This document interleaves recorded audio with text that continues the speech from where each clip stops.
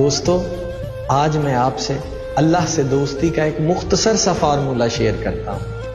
اللہ سے دوستی کرنے کے لیے ایک چھوٹا سا کام کریں، خود کو اللہ کے سپرد کر دیں۔ اللہ کے سپرد کرنے سے مراد کیا؟ اس سے مراد یہ اس کے احکامات کو ماننا شروع کر دیں، اس کے محبوب نے جو فرمایا اس کو ماننا شروع کر دیں۔ دوستو، رب کو مالک جانیے، وہ آپ کا مالک ہے۔ مالک نے جو کیا بہتر کیا، جو کرے گا بہتر کرے گا، جو کر رہا ہے وہ بہتر کر رہا ہے۔ جب آپ خود کو اس یقین پر کھڑا کر لیں گے تو یقین جانیے وہ آپ سے خود رابطہ کرے گا، آپ سے خود بات کرے گا۔